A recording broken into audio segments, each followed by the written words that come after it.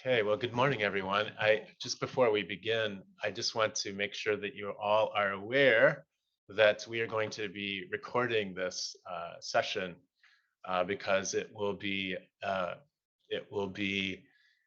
um, aired at a later date. It will be part of a series that the University of Notre Dame Alumni Association sponsors called Think ND.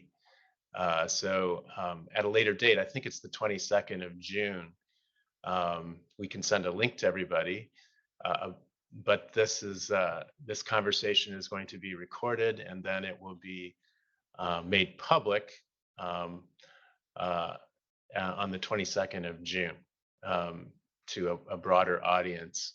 Again, the series is called Think ND. It's something that the University of Notre Dame Alumni Association produces for alumni and friends. It's open to anybody, not just alumni of Notre Dame. It's open to everybody. So anyway, we'll make sure that we send out a link to everyone so that you'll be able to watch that, and you can also share the link with friends. So I just want to make everyone aware that this session is being recorded. We're going to have a conversation that will last about an hour, maybe an hour and 10 minutes at the most. And then we're going to open it up for questions from the audience. So it's kind of the normal sort of the standard way of proceeding at this conference. It's not all that different, other than this will be more of a conversation than a series of presentations. It'll be more of a conversation. Okay, great. Well, welcome everyone. It's great to be together. I'm Father Bob Dowd. I'm Vice President and Associate Provost for Interdisciplinary Initiatives at the University of Notre Dame and Associate Professor of Political Science. It's my great honor to welcome you all to this conversation that will focus in a special way on water, on the global water crisis. It's hard to imagine a more centrally important topic than the topic of water. We're at the Rome Global Gateway, the University of Notre Dame Rome Global Gateway, at a conference that is the inaugural conference of the Consortium of Catholic Universities, the CCU. And the theme of the conference is the Catholic University, Environmental Justice, and Research for a Sustainable Future. This conversation, of course, is going to focus in a special way on the global water crisis. I want to introduce our panelists. We have a great group of panelists who will be sharing with us their perspectives, their research, what motivated them to get into their research, and how they think we can move forward today. First of all, we have Bernd Sifka, who's professor of applied physical geography and the head of the Applied Physical Geography Unit and Floodplain Institute of the Nuremberg Danube. He's president of the International Association of the Danube Research. We also have Mariana Jensen Ferreira, assistant professor of economics at the Pontifical Catholic University of Sao Paulo, coordinator of the specialization course in urban economics and public management at the Pontifical Catholic University of Sao Paulo. We also have Irene Ngunjiri, who is the acting director of the Strathmore University Water Governance Innovation Hub. And she's a project associate of the Miji Bora project, funded by the Western Indian Ocean Marine Science Association. And finally, we have Jen Tank, who is the Gala Professor of Biological Sciences at the University of Notre Dame. She's also the director of the Notre Dame Environmental Change Initiative. Well, first of all, I just want to begin with a very general question to our panelists today. How did you become interested in the research you do? What is the research that you do? How did you become interested in water? So maybe we can begin with Bernd. Yes, good morning. It's working. Good morning to everybody, and thanks for having me here to share my views, my opinions on the water topic. How do I become to this topic of water? It's Yes, maybe it's in my genes. I was interested in water and rivers from the beginning, from being a boy, and then I didn't dare to study hydrology when I was at the age of 20. So I switched over. I studied geography, but with a strong center on hydrology. So my diploma thesis was on hydrology as well as my PhD thesis. And that's my background, how to get interested in that, what I'm doing today. Is this enough for? Yeah, perfect. Okay. Perfect. Yeah, Then I pass the microphone. Mariana. Okay, so first of all, thank you very much for the invitation and the opportunity to be here with you. So my relation and my research in water is more indirect, right? Because I'm actually an economist, but I research in health economics, right? And my main discussions in health economics regard actually health systems. And for a very long time, I discussed and studied funding of health systems.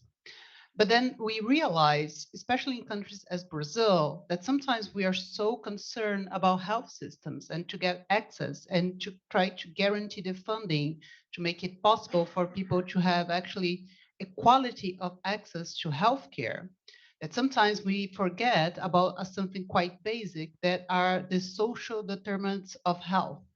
We think a lot about disease when we think about health systems, and we don't actually think about health, right?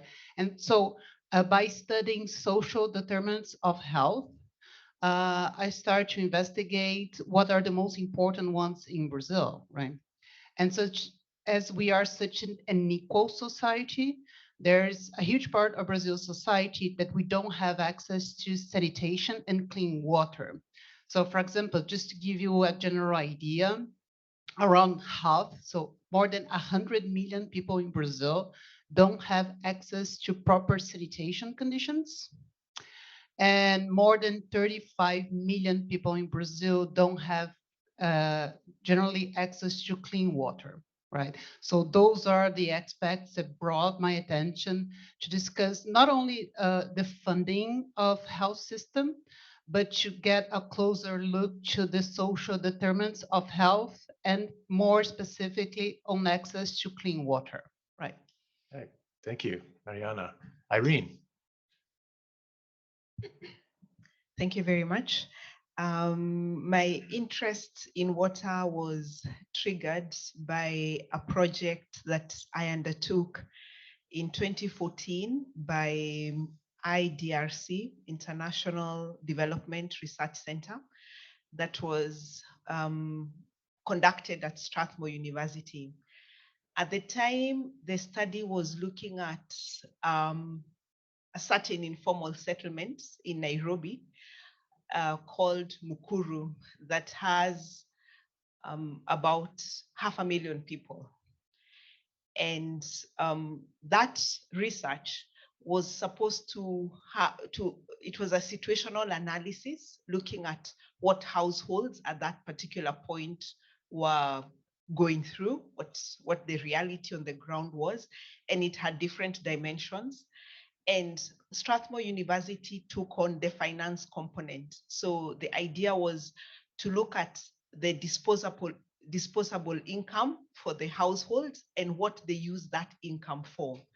And so that analysis brought out some very curious findings. And one of the findings was quite shocking, was the poverty penalty that the people in informal settlements suffer. Informal settlements is favelas, yeah? And so just to give you a statistic, in Mukuru informal settlements, they pay 172% more for water of lower quality than formal households. Yeah. So that triggered my curiosity.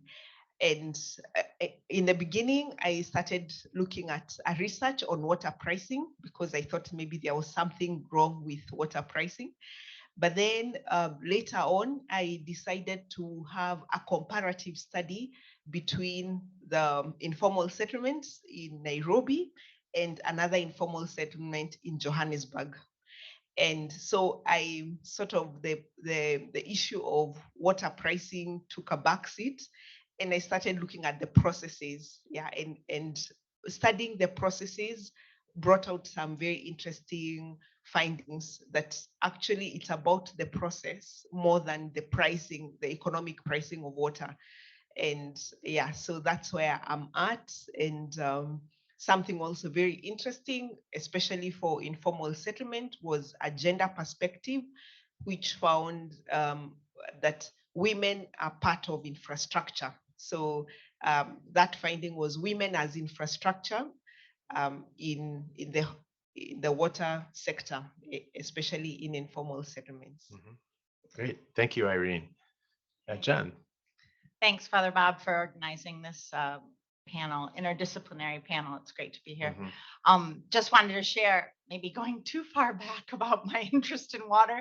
I'm a Michigander, so I come from the state of Michigan in the United States, which is the Great Lakes state. And so it's surrounded by water. So I grew up in northern Michigan in an area where fresh water is really present in your, as you grow up. And then when I went to undergrad to university, I was pre-med. And I kept filling all my credit requirements in the biology department with field ecology courses. And of course, it didn't really dawn on me that where I wasn't really listening to my gut, which was saying where my passion was not necessarily going to medical school, but really in field ecology. So that's actually how I ended up doing what I do, was really sort of realizing where I wanted to spend my time. And field research is really a part of the program that I run at Notre Dame. Then I, in 2000, so I've been at Notre Dame for 22 years, I ended up in South Bend, Indiana, which is actually very close to the Great Lakes. And but the other prevalent sort of landscape feature of Indiana is corn and soybeans.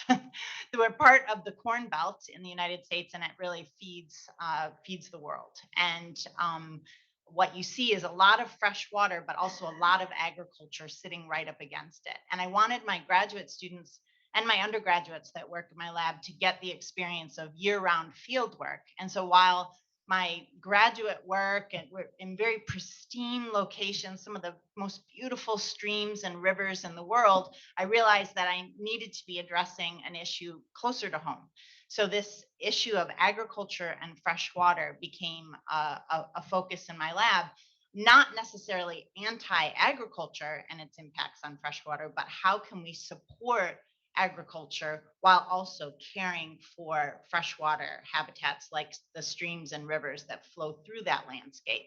So my work has been sort of it became interdisciplinary. I wish I could say it was all intentional, but it was really just an opportunity to see how we could support the local economy, which is a lot of it is around farmers and agriculture, as well as support these natural systems and we call it translational ecology, and my students have I think really grown in their ability to see the views of both the natural environment as well as humans and support both of those. Great, well, thank you. So we have 4 panelists, we have 4 regions of the world, we have 4 different countries. Bernd is at the Catholic University of Eichstätt, Ingolstadt.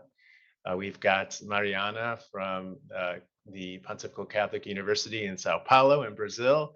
You've got Irene from Strathmore University in Nairobi, Kenya, East Africa. And then we've got Jen from the University of Notre Dame in Indiana in the United States. It's interesting to think about these 4 very different contexts. Bernd, I hope you wouldn't mind just answering a question for me. Is there a water crisis in Germany? There seems to be plenty of water there. Would you say there's a water crisis in Germany? It depends. It depends where you are in Germany.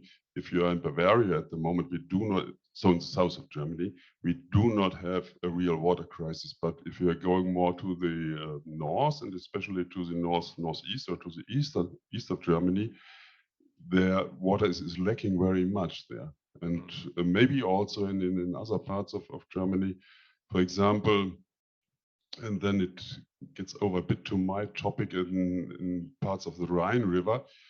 The Rhine is eroding itself, and the riverbed is lowering, and with this lowering of the riverbed, the groundwater table is lowering. And so in former times, the agriculture, there was no necessity for irrigation for agriculture, but with this lowering of the groundwater table, there is necessity of irrigation, and this brings up a regional water crisis. So, as I said, in Bavaria, water is coming from the Alpine mountains, and there is no real water crisis at the moment. But it may be that it will come in future with the climate change, that we have very long low flow periods in the rivers. And we have also water crisis in North and in East Germany at the moment. Is the lower water, I mean, the lowering of the water level in some of the water sources in Germany, is that due to, what does that due to? What explains that? Is it simply the consumption of water? Is it the fact that weather patterns have changed? Is there something else that might explain the decrease in the water level in some parts of Germany? It's for sure a combination of many issues.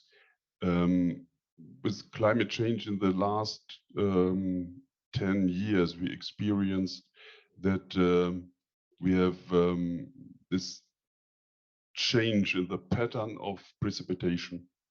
We have periods of no precipitation or low precipitation, especially in the past 2 or 3 years. And then we have the thunderstorms and these events, which brings a lot of precipitation, of rainfall on the spot and within a couple of days. And this is a problem. So it's not this rainy, or rainy is wrong, this moist Germany with rain in every month. The pattern is changing. And then we have, yes, the measurements from the history. As I said, rivers is my topic, and we have embankment and straightening of the rivers, and the water is going downstream very fast, and that is the water isn't able to stay in the region.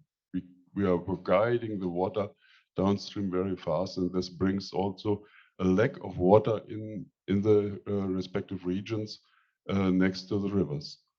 And so we have of course, climate change is also man-made, but we have several issues and several man-made issues for this water crisis, for the lowering of the water availability.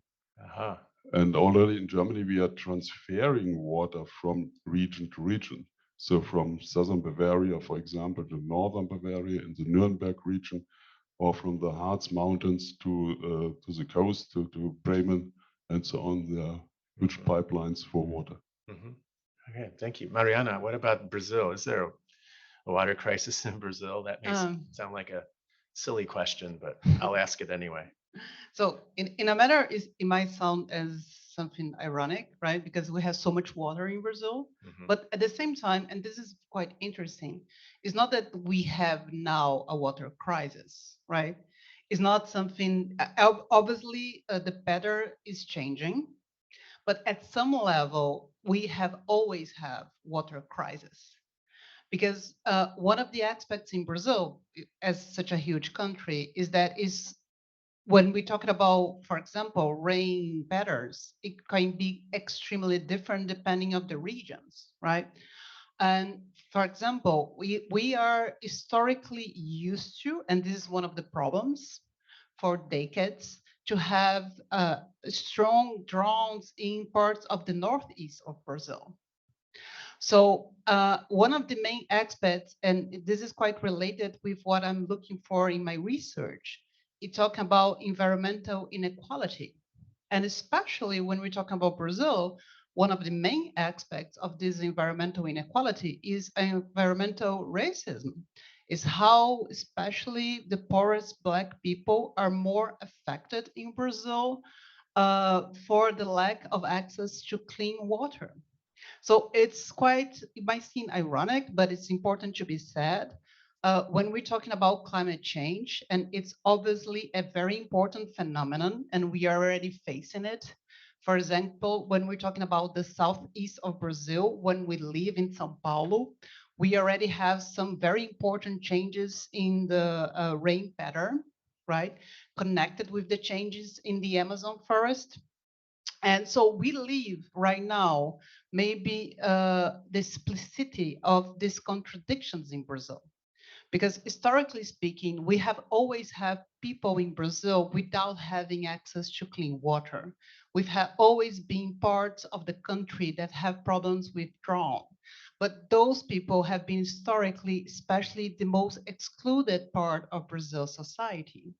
So the thing is, right now, because of all those changes that are going on regarding climate change, this is starting to affect a huge part of Brazil society. So this contradiction that was already there, being a country with such a huge reserve of clean water that we are, but at the same time having a huge part of our society of people of agriculture business and Jennifer was saying about corn and soybeans. We do have a lot of corn and soybeans, especially in the center of Brazil.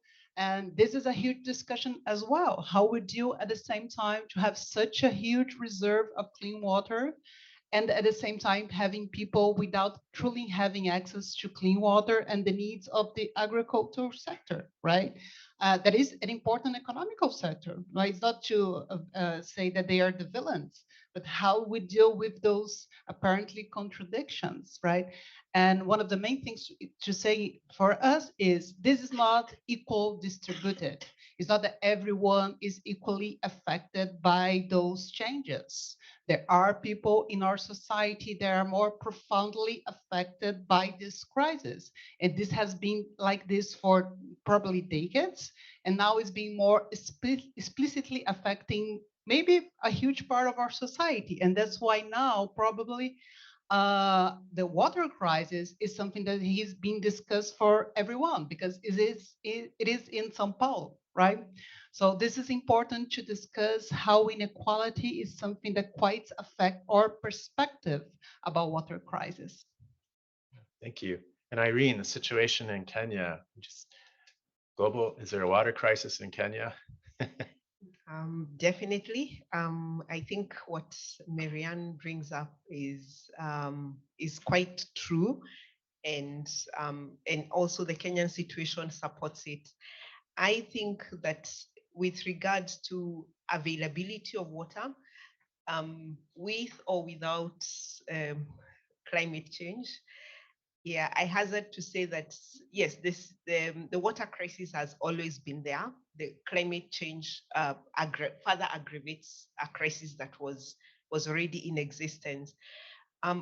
Thinking about the quantity of water, yes, that is true. The quality of water in terms of crisis, definitely there is, thanks to pollution and industrial waste. So you have a crisis also in quality, so that we don't look at water in as a whole. This water has different characteristics and different aspects to it. Now, when it comes to access, and this is where equity comes in, and we have to say crisis for who, because who really feels this lack of access. And that's why it's always good when looking at groups of people to think about the different characteristics of this population. Yeah. Thinking about the gender, thinking about the different diversities that could be there. And that's why I think this is a very interesting question, because in the Kenyan situation, we could divide, just for convenience of this conversation, we could divide the country into rural and the urban. And then we know that rural areas generally tend to suffer a lot of water shortages, and will get water from rivers, from shallow wells, and rainfall. Then in the urban setup, you discover that it's not everybody who has access. It depends on where you stay. So 70% of the people living in urban areas in Kenya live in informal settlements. So those are underserved and don't have access. So really, when looking at this issue of crisis, when we break it down, we discover that it's there and it affects different people differently. And also talking about affordability. Now that is a different story altogether in terms of the crisis, who affords and who doesn't afford. Yeah. But then generally speaking, I would say that in the Kenyan situation, the crisis of water is partly only a crisis of availability of water and more a crisis of water governance, yeah, and how that water is managed. Yeah, thank you. Yeah, thank you. And Jen, what's situation in the United States? Yeah, the crisis that I'll bring up is really around the intersection of water quantity and water quality, especially in the agricultural Midwest of the United States. In order to maintain productive agriculture, as Bern was saying, you need to move that water off the landscape quickly when you get precipitation events in order for farmers to be able to grow what they grow. Those modifications, unfortunately, don't just carry water downstream, but they carry the excess nutrients that come off the landscape with rain, like nitrogen, like phosphorus, and those end up downstream and impacting downstream water bodies far away from those fields. And the classic sort of canary in the coal mine example is the hypoxic or low oxygen zone that sets up in the Gulf of Mexico every summer. And that's because they get a big algal bloom that's fueled by that fertilizer runoff every year. Then those algae die and decompose and rob the water column of oxygen. The fisheries are collapse in the Gulf of Mexico during that period, and that's so far from the a couple of thousand miles from the agricultural Midwest. You get these strong impacts. But that example, people think of the Gulf of Mexico as the quintessential example, at least for our part of the world. 500 river outlets around the globe experience those same low oxygen conditions that compromise livelihoods.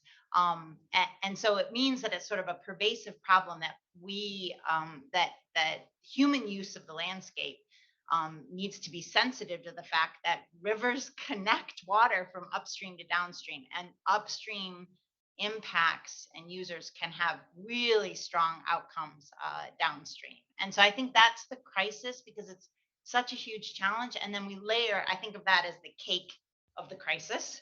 And then the frosting of the crisis is add climate change to this. And in our region of the United States, the climate predictions, and it's already happening, are becoming more unpredictable, in the sense that we're getting very extreme rain events at the wrong time, not the predictable time that farmers are used to. Instead, you're getting rain on snow events or extreme rain events early in the growing season, when all that fertilizer can wash off the landscape. And farmers aren't able to predict when's a good time, when's not a good time, because it's also unpredictable. So that's our outcome of climate change, layering on top of the challenge we already had, which was intensive land use that impacts water quality. So I think we're going to have to start thinking strategically about how to make these systems more resilient, more spongy, so they hold these nutrients on the landscape, if we're going to carry on supporting both humans and fresh water. Excellent. And Bern. Yes, just to agree to Jen and to add the situation in Germany or even in Europe, our problem are not, in case of pollution, are not heavy metals or some other toxic substances and so on. It's the same as in the US. In the US, we have these non-point sources from agriculture, from nitrogen, from phosphorus and so on, that is washed down by rain or by drainage systems into the rivers, and it's really transported downstream, in our case downstream the Danube, to Austria, to Hungary and to Romania, and finally it ends up in the Black Sea, and then there we have not really the same problem. This hypoxia isn't that strong in the Black Sea, but it is also there. So the Black Sea is the sink of these nutrients. So that's the same situation. I can't help but think about, yeah, I asked about the situation in each of the countries represented here, Brazil, Germany, Kenya, and the United States. But I can't help but think that, you know, that the water crisis is one that that is global in scope. It's international in scope. That the situation in Germany is related in some way to situation in other countries in Europe and other countries in the world, and the same would be true for each of the countries represented here. How much international cooperation is there with regard to um, the addressing this global water crisis that we face? Um, Anybody have some thoughts on that? What are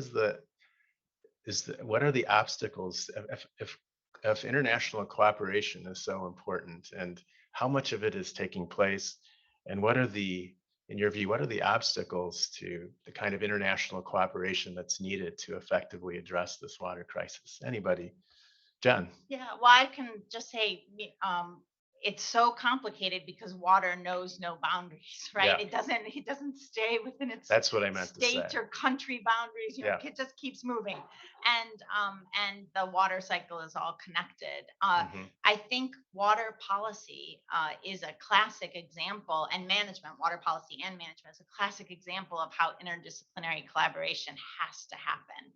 I mean, if you don't have policymakers, economists, ecologists, hydrologists, if you don't have everyone, I would even say, agricultural experts, urban planners, all need to be at the table in order to manage this, essential resource, but also super complicated. And I think every place is doing it differently. We're not sharing. I've often thought that, I've been envious of the EU and the water frame directive that they have that brings together all the countries in the EU to think about water quality, water quantity in an integrative way. But then I talk to my European colleagues and they say, oh, well, it's not all that it's cut out to be. It's got challenges too. So I think water policy is a particularly ripe area for interdisciplinary collaboration as well as comparative case study to see how we can improve it sort of more at a global scale, because the right to clean water, both for ecosystems and humans, it's essential. So how do we manage that? Yeah, Bern, and then Mariana. Sorry. Yeah. Yes, as you are addressing the Water Framework Directive in Europe, at the first glance, it sounds very good and very nice from the outside. But if you have an inside view, it's okay. It's a framework. It's a roof over Europe and over the river systems, because of Water Framework Directive is demanding a good condition of all surface water, so all fresh water, lakes and rivers. But the rivers are coming to the border from Germany. The next border is Austria, and you have different regulations within the single states. And for example, in the Danube Basin, we have 11 countries bordering to this Danube Basin, and we have 11 regulations which are only roofed by the Water Framework Directive. So my experience from the past EU project is that we not even have hydrological models from country to country which are the same. If you are doing such a project, you have to adapt the models, and this is a huge work. So international cooperation is absolutely necessary, and we have to cope with this and with it. And yes, hopefully it will have the outcome that we have regulations which are valid in all of the countries, in each basin. It's not a country thinking, it's a basin thinking. We have to think in basin terms. Mariana. Just 2 comments. So in terms of international collaboration, I was thinking about 2 different aspects, right? One, when we're talking about public policies and government decisions, and I'm not expert in international relations, but it seems to me quite clear that when we are talking about the way that the governments interact with each other, we are not exactly very good in collaboration, right? If we look to the results of the last conference regarding climate change, we are not going much further. If you look to the size of the challenge that we have ahead of us, how much are we improving is not even near of what we would need, right? And there are obviously a lot of changes connected with it, right? We still are countries that have their own expectations in terms of political decisions and economical impacts. It's quite hard for each individual government to make decisions not thinking about their own country and own expectations and so on. So that makes global governance quite difficult, right? So it's quite hard to think about a true, strong international collaborations on those terms, and it's quite a challenge. But I think that when we think about international collaboration in other aspects, as what we are doing this, right? As when we are talking about collaborations among researchers, then I think there's a lot of potential that we could think about it, right? How we can interact with each other, how I can learn with, for example, the research of Irina in Kenya, and think how those research can be quite powerful to think about favelas reality in Brazil concerning access to clean water. So I think in terms of what we can do and how much we can go further in terms of collaboration, then I see a lot of potential for sure. Mm-hmm. Great. And Irene? Thanks for all your contributions. And I think your question touched on the challenges for international cooperation. Yes. I think, yeah. Mm-hmm. And in my thinking is part of the challenge on collaborations with regards to water have to do with the nature of water and how water is complex. Many times, we look at water as an economic good, which means it's subject to the forces of demand and supply. So there's a financial aspect to it. Water, in terms of merit, because of the benefits that, having water accrues more benefits. No, not having clean water accrues more costs than benefits, yeah, because think about the health dimension of water. And so there is need for public allocation or in terms of finances for water. But I think the aspect that makes international cooperation maybe a bit more complicated is the fact that water is also a political good. And when you think about the hydropolitics that are produced because of the transboundary nature of water, because it doesn't respect political boundaries. I'm thinking about the situation in Kenya, and we have a crisis with Somali, a neighboring country, and it's really about the angle of the sea, of the Indian Ocean, because if we take it perpendicular to the coasts, that has implications to our harbor. If we take it at 45 degrees, it has implications also. It means that we've lost a port. Yeah, and that it's with the ICC at the moment, and it's really that. Yeah. So when we think about, I'm thinking about the political nature of water could also contribute to making international cooperation difficult. Yeah, in that sense. Thank you. Yeah, it's clear that there's a great deal of inequality when it comes to access to clean water within countries and between countries and different regions of the world. Do you think, I mean, is it true that some people are consuming or using an inordinate amount of water at the expense of others in the world? I wonder if anyone would be willing to comment on just the inequality in water consumption, water use, and whether there are some parts of the world, I can't help but think about the part of the world that I'm from, the United States, and more specifically, sort of the upper Midwest and the area around the Great Lakes. I grew up on Lake Michigan, on the shores of Lake Michigan, not far from the city of Chicago, and there's a lot of water, and there's a seems like there's a lot of groundwater, fresh water. Are people in some regions of the world consuming water, using water, kind of oblivious to the impact it might be having on people in other parts of the world? Jen, Yeah, so I was just going to say, Father Bob, you've fallen into a trap. good. So Okay, I want to hear about that trap. the trap. So I see this a lot. It's Mhm. in exactly the region you're talking about in the Great Lakes. Mhm. We have so much water, they say, Mhm. but then people are the first to point to another sector for Mhm. causing the problem. So you Mhm. often hear downstream cities pointing upstream to the agricultural community saying farmers are our problem. And then others will say, well, if you look at the larger basin, it's the cities and their sewage impacts on the waterway that are real. The point sources are really the problem, and it's all this finger pointing.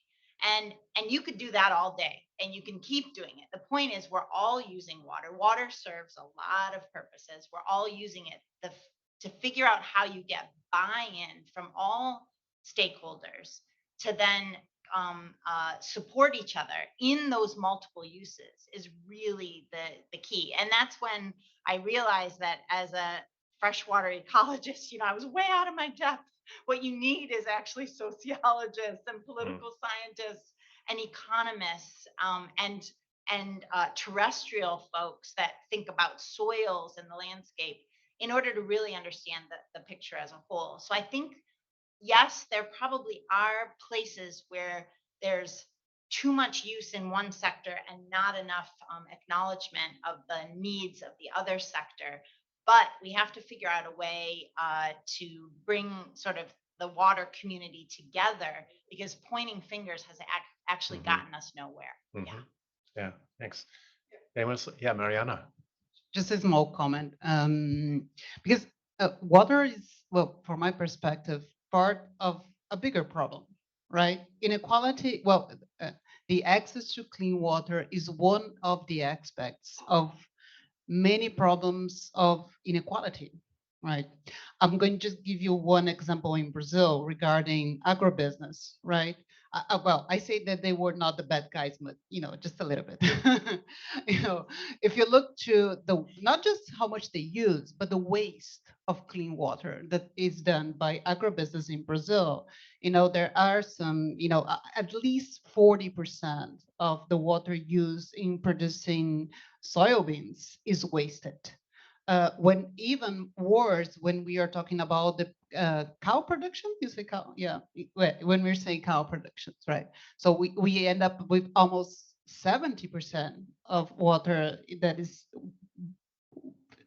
not well used. Not to be say how much water do you need to have those sorts of productions, right? And we might say, well, this is important because this is somehow feeding the world. But not so much, right? Because I don't know how it is in Michigan, for example, but in Brazil, actually the majority of the production that feeds people is done by small family business. It's not agribusiness, actually, right? So this is one aspect, right? When we're talking about different sectors in the economy, how are they using the water and how the use of this water is actually benefiting the economy of the country, right? Especially because the other aspect in the economical terms is when we are talking about agribusiness, they are not even a sector of the economy that create much jobs. They are highly mechanized nowadays. So this is one of the things. And the other aspect that's probably more connected with Father Bob's question is how this inequality happens among countries, right? Because it looks more indirect, right? Because it's not as, the poor people in Brazil could have direct access to the water in the lakes of Michigan. That's not it, right? But it has everything to do with the way that we produce and the way that we think about water use all over the world. And those inequalities, they happen over and over again. And even, if I might say, the solutions that we think about sometimes reproduce inequalities, right? For example, I was seeing a documentary, I thought it was amazing, about how can you deal with trash, right? So many countries in the world have so much trash to deal with, and this is a huge problem in terms of impact for climate change and so on. And it was amazing because by the end of the day, I'm not going to name the country, but one of the solutions that they were using was to export trash. Amazing, right? So if we are thinking globally, how to export trash might be a solution to think about the impact that that have in the environment. It is not, right? But it is because we are still thinking each one with their own problems, right? Mhm. Excellent. Irene, you have something on that? So thanks a lot. Thinking about water uses, I think the two panelists who went ahead of me have talked about agriculture, mostly for irrigation, and also industrial use, recreation, domestic. And yes, I think when you think about the relative use of water, some of these people will take the larger portions of water, of the water that is generated in a country. But then I thought, okay, maybe we could focus on the 3 R's with regards to use of water, which are reduce, recycle, and reuse. Yeah. Right? Yes, reuse. Yeah, and then maybe if we think about, even just thinking about the circular economy of water, where we try as much as possible not to lose water from the system, then the issue of water use is less of a debate because we are thinking about water conservation, yeah, as opposed to water supply. Yeah, so to try and keep the water that is already there as much as possible in the system. And we have countries that have done this very well. A case in point is Singapore, that only loses 5% of the water that gets into the system. How? Technology and even just education, yeah, because we ignorance is part of the reason why we use water, without thinking too much. Yeah, we don't realize the cost of producing clean water. Just a little anecdote: when I did my research in the informal settlement, and I would ask people, should water be free? And they would say yes. Why? Because it comes from God. Yeah, we don't understand why we are paying for water. So that is just ignorance. They don't know that there's a lot of money that is spent in providing the potable water. So I think thinking about creating a circular economy of water could actually help us move away from the question of the uses of water.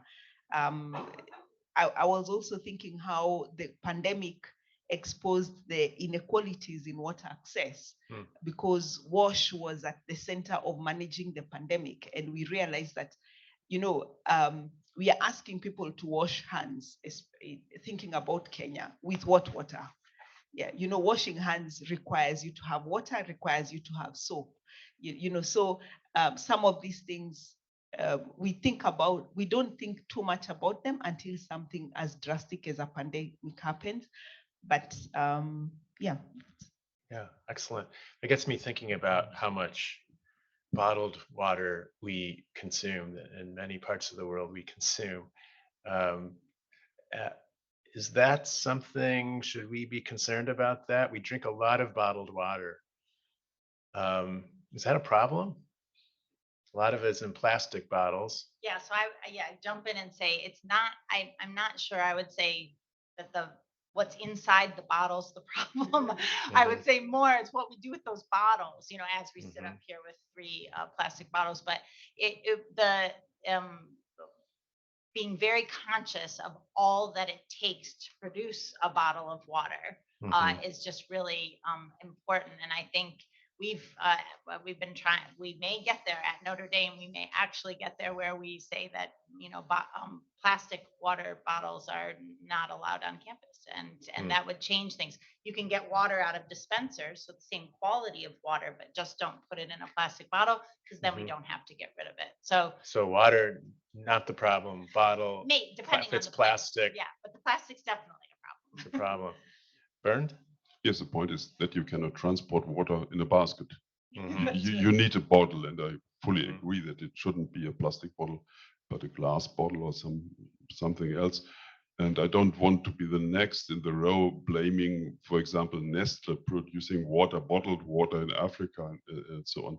If we use our own water resources we have in the region, it shouldn't be the problem. But maybe that is leading us back to your question about the water availability in the world, in the regions. And of course, there are some regions where there is no water availability, no water supply for the population possible. And then we have to transport water, bottled water, or in dispensers, in larger cans, larger containers. And that might be the solution. On the other hand, if we try to transport water from one region in the other, for example, by pipelines, which is possible, you have to take into account that this is an intervention in the ecology of this region. You are taking water away. Maybe that there's enough water. That's not the real problem, but you're taking water away from this region and transporting it into the other region. So it could cause ecological problems, but for sure it's necessary to transport water to regions where water is lacking. Water is a scarce resource. Great. So here we are in Rome. It's an important city for the Catholic Church. Can't help but think about Laudato Si, among other things, the Pope Francis's encyclical on the environment. And when we talk about water and other natural resources and how we use them and whether we're good stewards or not, but thinking it just about the Catholic Church and religious institutions in general, what role do they have to play in the global water crisis? What would you like to see the Catholic Church or other religious institutions in our world doing?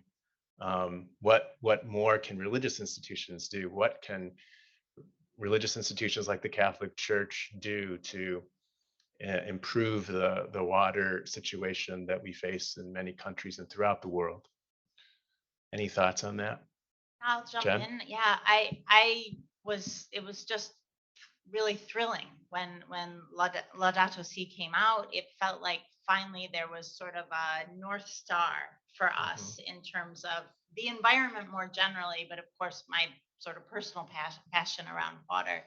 At our university at Notre Dame, it gave people a mechanism to have the conversation about the natural world and its value, its intrinsic value, and how at a Catholic university, how we can embrace that, uplift that, be a model for other universities that may not be thinking that way, to show them how it's about doing the right thing, not just because it makes dollars and cents, not because it's the politically correct thing to do, but more as this almost moral imperative. And as an ecologist talking about morals, I should probably stay in my lane. But that to me, I think it resulted in a completely different conversation on campus, interdisciplinary engagement that had never happened before. It just has been truly a gift for our community. And now with the consortium, I feel like it's the potential to sort of take that globally. It's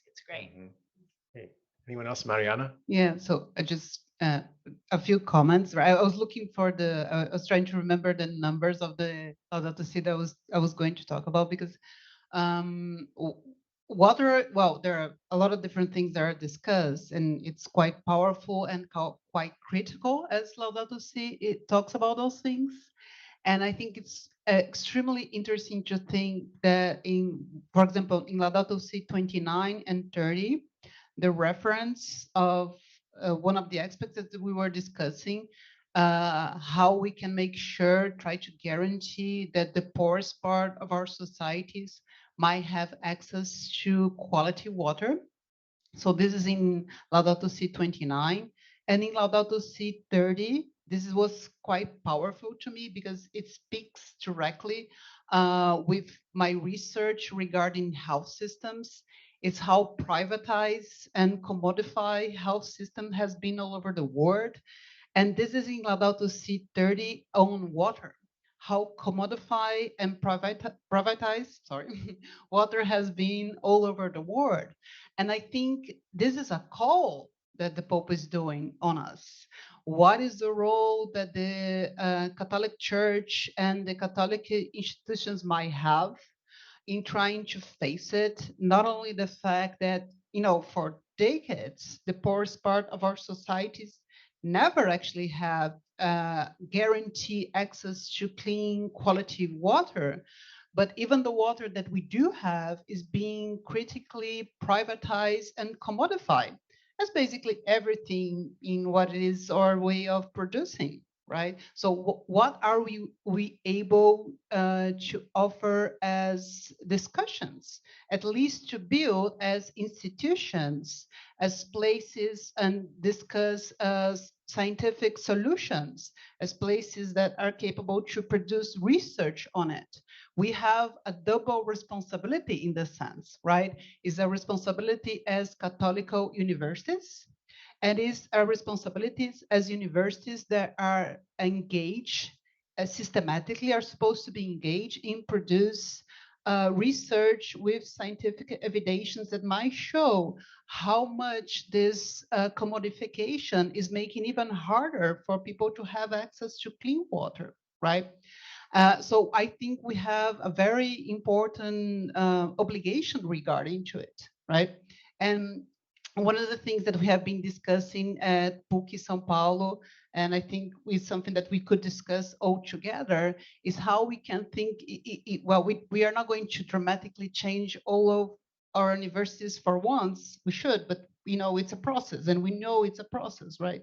But how we can engage with common goals, right? How we can think about, for example, I've been studying those rankings of the impact ranking, how we can take some of those measures and as goals, as common goals that we can have regarding water, right? And our own role in research on it and to support the discussions and public discussions that are done on it, but how we can look to our own ways are the things that we are doing inside our communities and how much we can improve on it, right?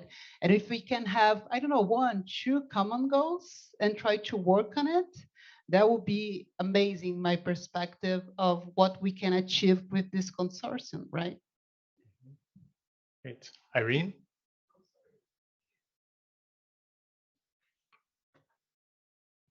I find that question very interesting.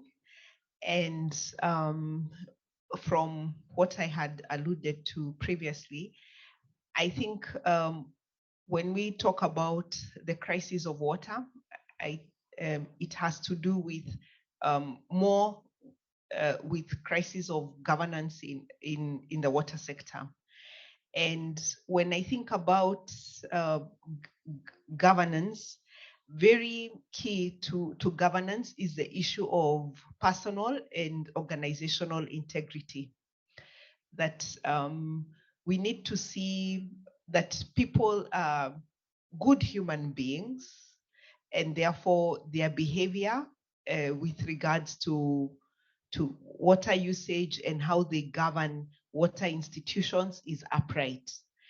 And where I see the Catholic universities and also the Catholic Church coming in terms of its teachings, it's that call to develop or to have integral human development. Yeah, the formation of the person and for the person, for the whole person. And so you're looking at this person culturally, spiritually, professionally, humanly, and that is what you're looking at, so that this person later on can make upright decisions when the moment comes. Because really, if there is good water governance, then the crisis of water is mitigated. But I was also thinking on at least based on the experience in Kenya, is the role of the Catholic Church. In Kenya, there is a trust, yeah, that is there with the population as regards to the Catholic Church. Why? Because the Catholic Church in Kenya is the #1 educator, the #1 healthcare provider, the peace negotiator. The Catholic Church is held in very high regard. Even when COVID hit, the person leading the one of the committees was a bishop, yeah, because people have faith in the church. And there's some research that we were going to take up. It's an action research. And really, when you think about who will be the key people in that negotiation, because it's transdisciplinary, the church appears. The community actually trusts that the church will help them in resolving some of those issues. So I don't know how that comes in, but I see that there is that trust, at least in my country, for the church. And then the role becomes, how do we form good human beings? How do we work towards the integral development of the human person? Mm-hmm. Great. Well, thank you. Bernd, you have something? Yes, if we are not talking about universities, and the statements here were very clear, and I share them. But if we are talking about the Catholic Church or churches or religions, all religions, for my opinion, they should raise more awareness on this topic, on the water topic, on the environmental topics at all. And maybe this could be done by Laudato Si, but maybe that Laudato Si is not, how to say, it's not eye-catching enough. And I want to bring the sustainable development goals into the play, into the menu. And this might be a task of all the churches to tell the people what is behind these SDGs. And so this could be a good vehicle to transport more awareness to the people, to care for not only water, to care for the environment. The SDGs are a great point. I counted up for a presentation. It's 11 of the 17 in some way water touches them. So it is a thematic thread that could be used throughout. So it's a great Water point. Flows across the SDGs. It does. It does. It knows no boundaries. It knows no boundaries. Well, at this point, I'd just like to open up. We have an audience here in Rome representing 9 different Catholic universities that span global north and south, east and west, for that matter. And so we'd just like to open it up for any questions from our audience. Yes, and if you wouldn't mind just introducing yourself briefly, which university you're from, just so that our audience tuning in knows who you are. Okay, so I'm Natalia Felix. I'm assistant professor at the PUC São Paulo. And both Irene and Mariana touched a lot upon the inequality around water distribution access. And Irene touched upon gender. So I was wondering if you could consider more particularly how water affects gender inequalities and how gender inequalities affect all this water crisis. Thank you. Thanks, Natalia.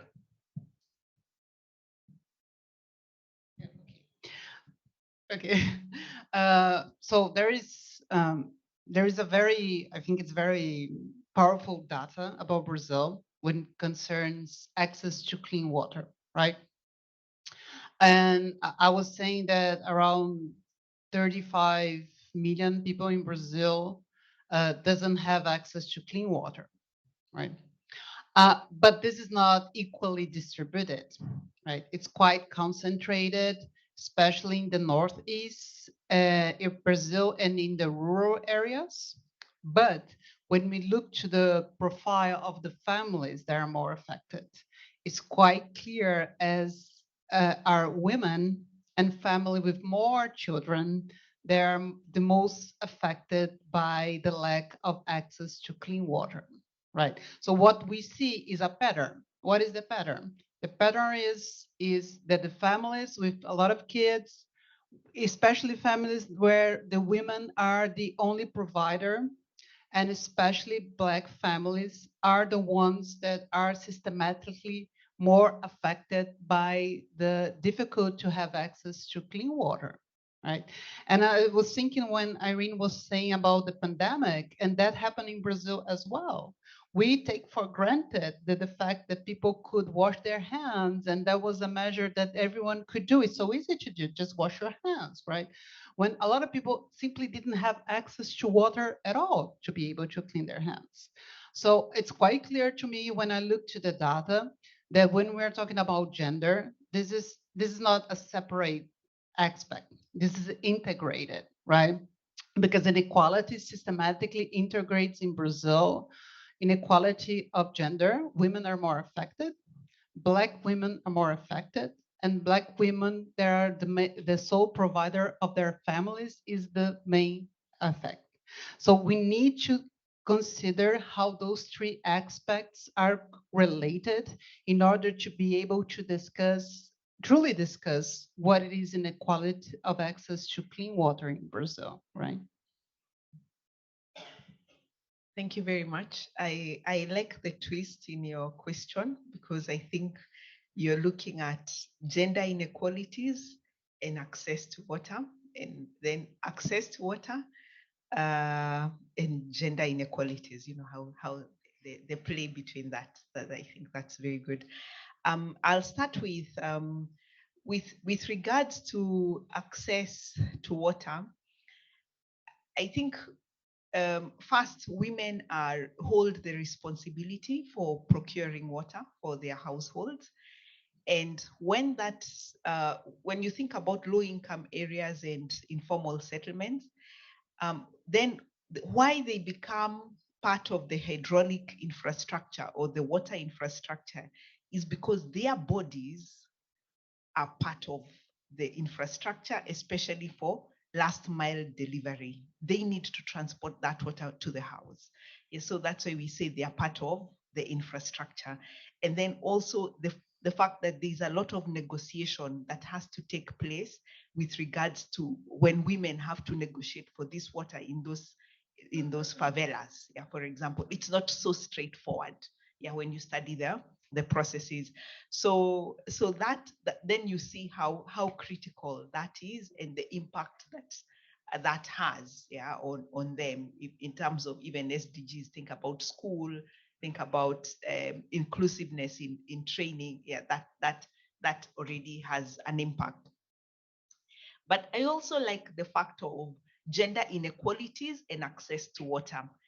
In Kenya, we have 188 water service providers, and those they are distribution water distribution companies. And what we have found is that out of the 188, 2 are led by women. And these 2 are the best performing water service providers. So that makes you think, okay, what if you had more women, professional women in those water organizations? Yeah, I think that would be a deal breaker.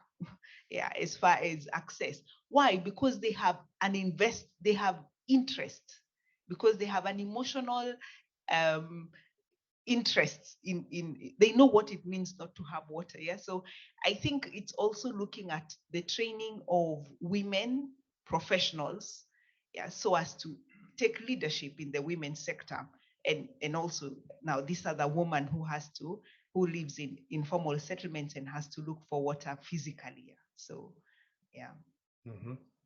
Great. Any questions? Yes. Let's move right along. Another question from our audience. Please introduce yourself. I'm Jamil Khader, Professor of English and Dean of Research at Bethlehem University. So I wanted just to start with a brief comment and then ask a question, regarding the equal distribution of water and access to water and some of the major issues that you talk about. I think, Palestine makes a really a great case for the issue of when you have some people, having access to water means that you're depriving other people of it. And this inequality of access is really important to put in this sort of geopolitical map and discussions of access to water. In Palestine, in the West Bank, only 50.9% of households have regular access to water. 30% of these households in Gaza. Thinking about, for example, 900,000 Israeli Jewish settlers in the West Bank who have access to between 6 to 10 times the access to water the Palestinians have on a daily basis with private pools and everything, while their Palestinian neighbors have no access to this. So I think that's an important issue to sort of think about the global map when it comes to the water crisis. The other question, I sort of wanted to transpose the issue of environmental racism and environmental injustice to the United States. Jennifer, you didn't really talk much about that. And I know that your field of expertise probably is more on agricultural issues, but can you tell us something about environmental racism and the water crisis in the US and how it affects minority communities or communities of color and indigenous communities?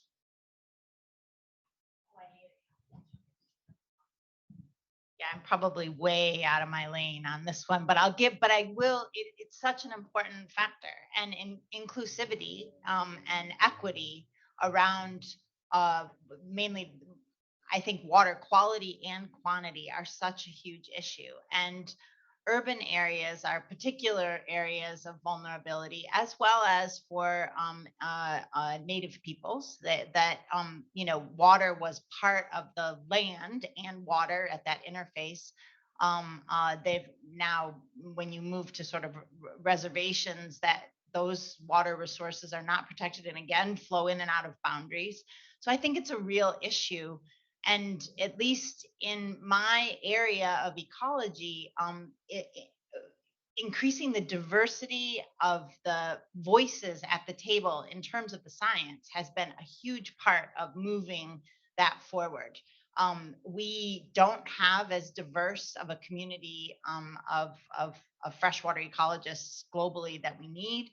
And so making an effort to bring into the pipeline, no pun intended, bring into the pipeline young people of very diverse backgrounds, both ethnically as well as socioeconomically, and gender, and bring them all the way through, supporting them all the way through the system, all the way to the point at which they're feeding back and bringing in. And I think only then will we have a truly equitable system around, at least on the side of the natural environment, the ecology. But I think that carries over. And I know in the private sector in the U.S., the folks that are sort of dealing with water distribution, water management, the professionals in the sewage treatment, those societies are coming together as a group called One Water, and with a goal of, again, increasing equity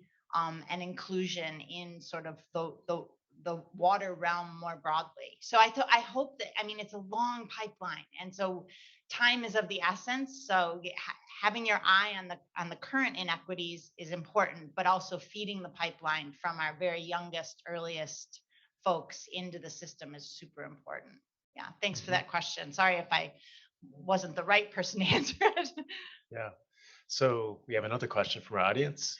Let's move over to Frank. If you would mind introducing yourself briefly. Yep. Well, Frank Zirkel, I'm a geographer from the Catholic University of Eichstätt-Ingolstadt in Germany.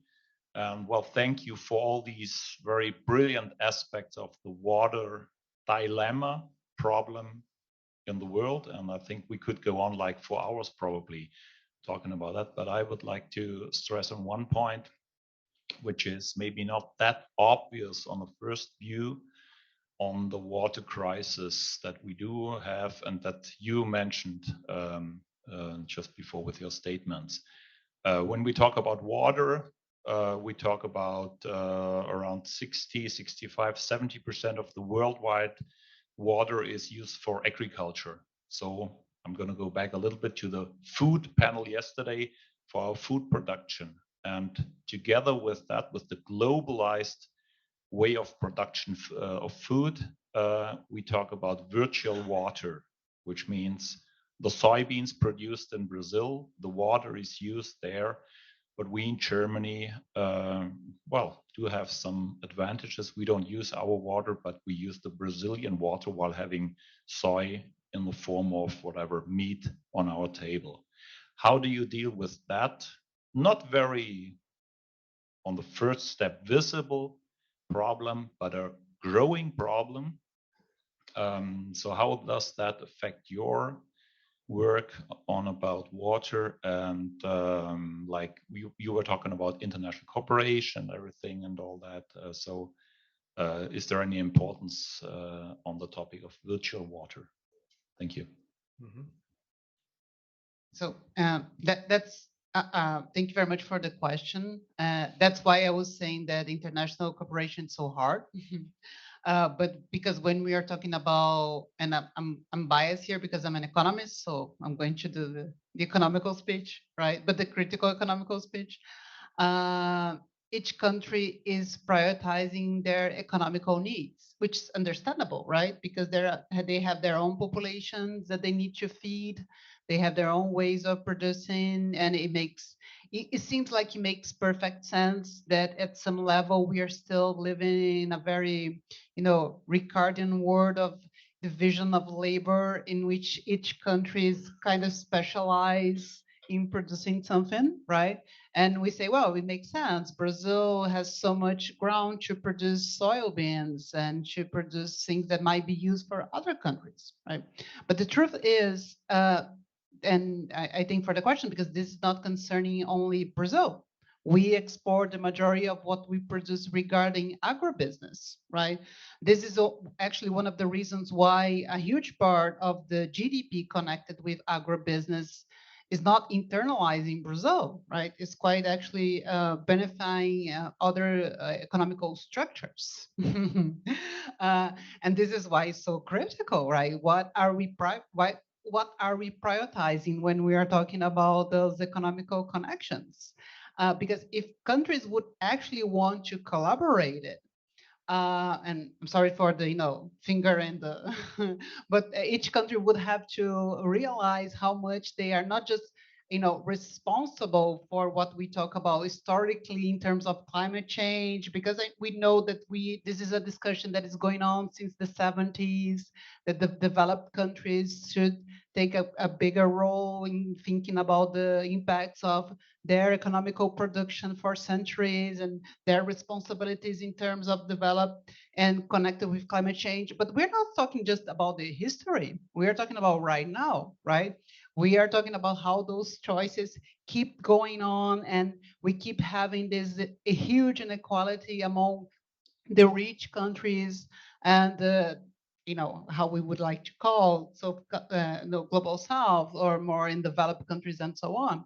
So if we would actually want to discuss, we would have to consider how the different countries are benefited by other countries' production, right? And how we are actually mitigating the impacts of it, not only looking for the responsibilities of each country for the impacts of this sort of production, but how, for example, countries that are benefited by it, as the example that you gave in terms of Germany, is taking a responsibility in terms of how this is affecting the water supply in Brazil as well. Are we willing, because this is actually the question, right? Are we actually willing to make those hard discussions? How much we actually see the world as a community, or how much this is a very nice speech And we would like to, but by the end of the day, each government is responsible for their own countries. And, we're going to go back home after the discussions of the Conference of Climate Change and keep doing things at the same way. Right. Yes, Bernd. May I just add a comment and then give the question back to Frank. How can we cope with the problem without making the products more expensive? The water is in a circle, the water is not lost. And as long as the product may be soy or meat, beef, for example, in Argentina and so on, is in the country, it's not a virtual water. It's a real water consumption in the country over there.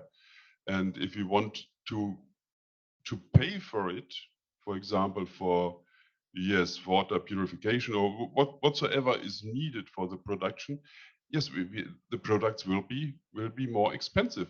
But if the products are more expensive, possibly we will not buy the products. So this will cause problems in the country who are producing products. It's not only virtual, it's really problematic. You talked about a dilemma at first, but it's a real dilemma. It's something of cooperation in the world, and I do not know how to solve it at the moment. I'm also not the person in the position to solve this problem. Irene and Jen. I just, the point I wanted to bring up though, is we often speak sort of at a very high level about agriculture or whatever, but at least in my experience, this actually comes down to real people, farmers, making decisions about their day-to-day lives, how they handle it. How are we going to incentivize change in terms of, say, for example, the use of water? In the region we're in, unless it's a drought year, it's not the water quantity that's the problem. It's what happens to that water as it runs off the landscape. It's the water quality. If there's a way to get them to change their day-to-day, their behavior, their choices in their farming practices so that water is of better quality when it leaves their fields, then you've at a very small level, but collectively an entire state or an entire region could do things differently. I think we sometimes forget that we talk about things at a high level about large scale changes, but ultimately they really are behavioral changes made by individuals. And what I found in the work we've been doing on conservation to improve water quality is that it's the relationships between scientists and farmers and managers, farmers and policymakers. And if we don't cultivate and nurture those relationships, people walk away from the table and then we've got no chance. So it's just so complicated from the very highest level. So you open the Pandora's box of an unanswerable question. It's a great one and it causes us to think deeply about it. Yeah. So thank you for that. Irene, do you have something? No. Okay. Let's take another question. I think Fernanda, if you please introduce yourself, your name and your university. Thank you. So I'm Fernanda Librali. I'm a professor of education and applied linguistics at the Pontifical Catholic University of São Paulo. Well, thank you very much for the discussion, for bringing this. I love the way you did the discussion. Thank you very much for that as well. I was thinking while you were speaking that we always think about water as an asset, something for us to use. We use water, we use water, we use water, we use the forest, we use the animals. And then I was reflecting about our ancestors, our indigenous ancestors who see water as a being with whom they live, create, produce life. And this different way of thinking creates different ways of having water, of being in the world with water. And while you were speaking and giving all these answers and trying to find possibilities, I was thinking, are we really reflecting about the structural problem of water, which is connected to capitalism? Because we are looking at water as something, as a product that we use. It's just one more thing. So I would like to listen to you speaking about this. What is this being for us, for our lives, and how can we change our mindsets? Because of course we will never solve the problem raised by our friend here if we keep the same mindset, the same capitalist mindset, which leads people to think of water in terms of prices and money and how they win more, or who is going to have this and who is going to have that. And this is so different from the way the indigenous people think in Brazil, at least. And then it creates another reality. Can we change our mindset? Can we think in a different way? That's my question. All right. Who would like to take that? Mariana? So just a small comment, because I totally agree with you, with Fernanda, right? And I think it's absolutely aligned. Well, I was thinking when I read the Laudato Si 30 and saying that, we are in a process of commodification and privatization of water. And I remember that once I was saying, well, but how much it wasn't at some level always like this, in the sense that we are, maybe going further and making more clear when, I'm sorry for the explicit, but, when Coca-Cola goes and buys so much water and try to, put the bottle. But it's only, and this is not a minor thing, but it's only make even more clear how commodified water is, as everything is in the way that we produce, as we, our own beings might be, because this is the thing about the system of productions that we have all over the world, right? It's not just that absolutely everything can be commodified as water. We are at some level commodities as well. So the way of thinking and the way of living of the indigenous people in Brazil, it's so, I think it's so far from the way that we live. I mean, when we look to the Amazon, it's not just in the Amazon forest, but the Amazon is so clear because it's so surrounding of so many rivers, and the connection and the way of living together with the rivers is so powerful, right? Because they obviously depend on the river, because it's the river that is the clean water of those rivers that are giving those original population everything. Is the water, is the fish, is the way that they can go from a place to other, is absolutely everything, right? And I can think about something that is more far from the way that we live than this. So I don't have an answer. I just have a comment. Yeah, thank you. Bernd? It's the same with me. I also don't have an answer. How can we bring people to accept water as a being? It was the question. As long as power is coming from the socket, as long as water is coming from the tap, I think it's just a guess. 80% of the people will accept this. It's coming from the tap, and will not accept water as a being. You have to move to water scarce regions, for example, the West Bank. There may be that you can accept water as a being, but if you see that your neighbor has a pool, it's only a resource. If somebody is able to fill up the pool, the other one is not able to get water from the tap. Maybe you have really to go in the Saal zone to where people are dependent on rain, on the rain season and so on, to accept water as a being. But with our infrastructure, I see it will not be possible. So, but I have no answer. It was only a comment.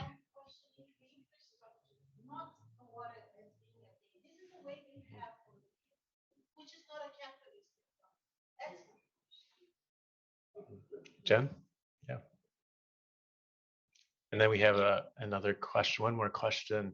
We'll be taking a question from somebody who's joining us via Zoom. But Jen. Yeah, I just wanted to comment very briefly, because you're speaking sort of a stream ecologist love language here. So the idea that the intrinsic value of our natural ecosystems is something that's being embraced as the nature-based solutions to our natural resource challenges. So the fact that natural wetlands can do the water filtering and cleansing as well, if not better, and there are all sorts of co-benefits of maintaining wetlands in a watershed or a basin. Those types of ideas are, I think, strong and true, and they are based very much on how the first peoples embraced water in their landscape. So I think we haven't lost it completely. Not every solution to our challenge is an engineering solution or an economic solution, but sometimes it's just a change in perspective. So Yeah, thank and you I for think, that. just I'll add, I think that among other sources, Laudato Si, Pope Francis Laudato Si, I think calls us to recognize that the water is a gift. Our natural resources, the created order, is a gift that all too often we have abused. I mean, we've abused one another in many ways. So calling us back to who we are and our spiritual significance, not just our physical existence, I think is part of the solution. And I think it alludes to what you're pointing to, Fernanda, about what Native peoples, what they got right. I think the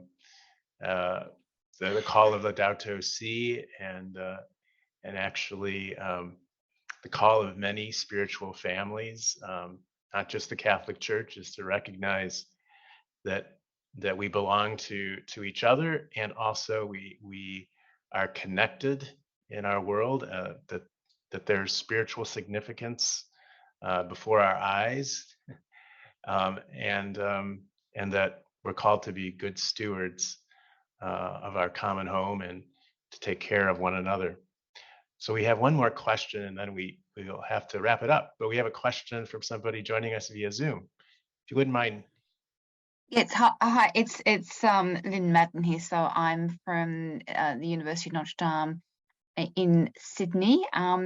So it was kind of it was more of an observation and coming back to this sort of learning from First Nations people. And I mean, I work in health, and we experience in Australia a tremendous sort of health gap, health burden amongst our First Nations people, and partly it's because of this disconnection between the health of the country and the health of people. And we as a country need to learn from our First Nations people that we need to learn to look after, to care for country, and we need to learn to support our First Nations people to be back on country, to make that reconnection that allows them to regain their spiritual and physical health. So I think we have a lot to learn about reconnecting with land, with water, and with country. Thank you, Father Bob. Thank you, Lynn. Thank you. I think this is all the time we have at the moment for this conversation, but it's the beginning of a conversation, not really the end of the conversation. The conversation must continue. But I really am grateful for everybody who's joined in this conversation. I want to thank our panelists, Bernd, Mariana, Irene, and Jen. Thank you for sharing your expertise and your passion for addressing the global water crisis we face. And I want to thank in a special way everybody who's contributed to this conversation today. I want to thank in particular everybody at Notre Dame International. On behalf of Notre Dame International, I want to thank the Alumni Association and everyone at Think ND. And I want to thank the Consortium of Catholic Universities for their support of this conversation, and everybody present here in our audience in Rome.